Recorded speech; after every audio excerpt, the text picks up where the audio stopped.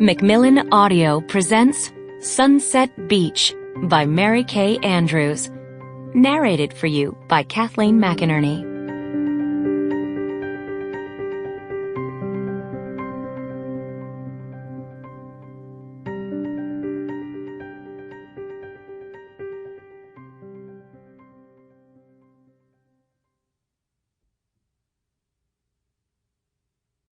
Dedicated with thanks and love to Megan Walker on the 10th anniversary of a great working partnership, with thanks for helping advance my evil plot for total global domination.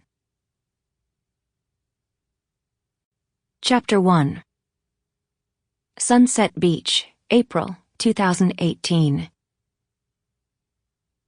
Drue turned the key in the ignition, and the white Bronco's engine gave a dispirited cough, and then nothing.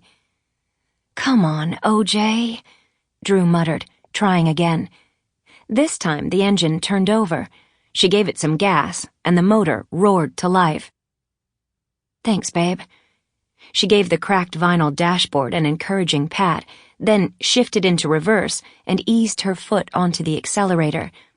The motor gave a strangled wheeze and cut off again.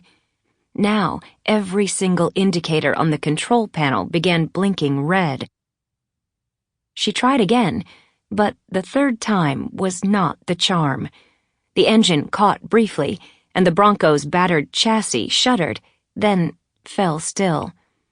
"No," she moaned. She glanced down at her watch. She now had 15 minutes to get downtown to work. "No way," she muttered. Back when life was good, when she was living in Fort Lauderdale, she would have taken an Uber or called a friend for a lift when the 1995 Bronco she'd bought off Craigslist was having what Drue thought of as PMS. But she hadn't exactly had time to make friends since moving back to Florida's West Coast, and she no longer had a viable credit card for Uber, or even viable credit, for that matter.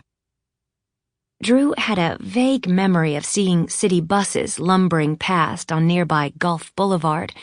She pulled her phone from her backpack, found the Transit Authority website and schedule, and determined that, with any luck, she just might catch a bus that might get her to the downtown St. Petersburg offices of Campbell, Cox, and Cramner in the next 30 minutes, which would make her late for her first day of work. She started walking. It was barely 8:30, and only April, but the temperature already hovered in the mid-80s, and within 2 blocks of leaving her house, her cotton tank top was damp with perspiration, and her right knee was throbbing. Shit. She should have gone back to the house and put on the tight elastic brace the surgeon had given her. In fact, she should have been wearing it anyway, even if she hadn't had to walk 5 blocks. But the damn thing was so hot. The elastic chafed her skin and gave her a rash, so she left it at home more times than she wore it. Drue gritted her teeth against the pain and kept walking. She was on Gulf Boulevard now, the busy north-south thoroughfare that threaded through all the tiny beach towns, before eventually making a sharp right turn at Treasure Island Causeway, heading east toward downtown St. Pete. A clutch of giggling teenage girls, spring breakers, probably, dressed in bikini tops and microscopic neon-bright shorts with the waistbands rolled down to their navels, approached on the sidewalk, headed in the opposite direction, and made an elaborate show of sidestepping her. She heard a quavery voice behind her. "Excuse me, darling."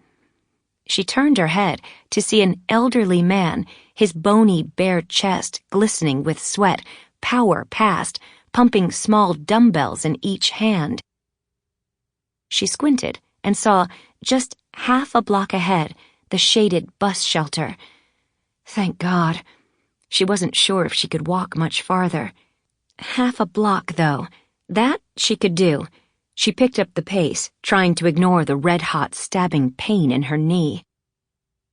Bring, bring. Sample complete. Ready to continue?